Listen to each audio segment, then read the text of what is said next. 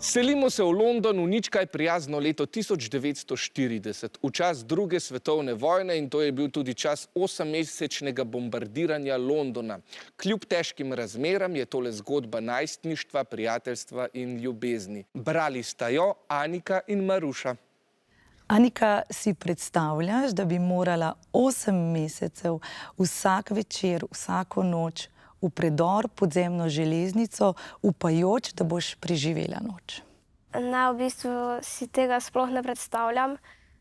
Sigurno pa vem, da verjetno ne bi bila tako pogumna in radovedna, kot so bili liki oziroma najstniki v tej zgodbi. S katerimi tremi, reciva tako, osrednjimi liki se srečamo? Srečamo se z Jayem, Queen in Elo. Ti imaš rada zgodovinske knjige. Dnevnik Ane Frank ti je zelo blizu. Ja, zgodovina me res zelo zanima, sploh vojne. In mislim tudi, da so si ti liki v zgodbi in Ana Frank, da so si zelo podobni, ker v bistvu vsi nekako so radovedni in pogumni, v bistvu upajo in si želijo narediti otroštvo svoje, tako da vseeno nekaj izvlečejo iz te vojne, da se imajo vseeno lepo. Zdi se mi, da so v zgodbi zelo resnično opisane situacije. In ko sva se srečali s pisateljico Ano Volc v Ljubljani, mi je zaupala, da je morala zelo natančno preučiti zgodovino tistega časa. Zato jo sedaj tudi za nas skupaj sprašujem, kje vse je nabirala zgodovinska dejstva za pisanje te knjige. My book is set in London during the Second World War, so I had to do a lot of research before I could write this story. It did help that my father is very old. He was born in 1932, so he was a kid during the Second World War. So he told me a lot about that. But my book is set in England.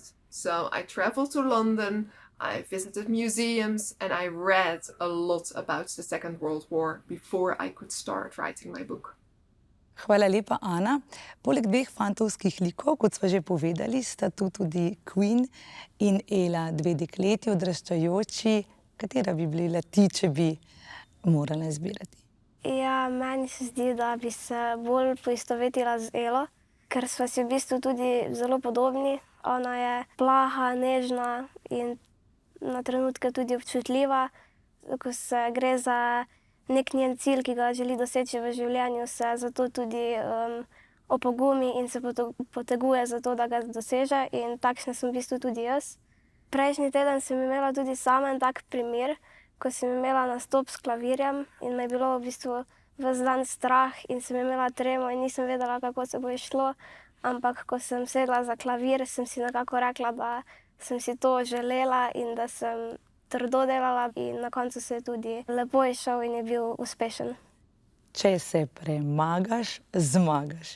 Zato bi za konec rekla, da je to knjiga o prijateljstvu, prvih ljubeznih, zgodovini. Ti dodajaš? Ja, je tudi zgodba o pogumu, nekem odkrivanju novega in boljšega sveta, ter o tem, da ne smemo soditi ljudi, preden jih spoznamo. Hvala lepa. Ja, lahko pa presodite, kako težko se vam zdi tole vprašanje. Knjiga opisuje čas druge svetovne vojne. Eno izmed najbolj znanih del tega obdobja je dnevnik Ane Frank. Kaj je skupno deloma? A. Opisujeta odraščanje otrok med vojno. B. Slikata predhodno obdobje miru. C. Imata le eno glavno osebo. Ali D. Imata skrito sporočilo: nikoli več grozot vojne.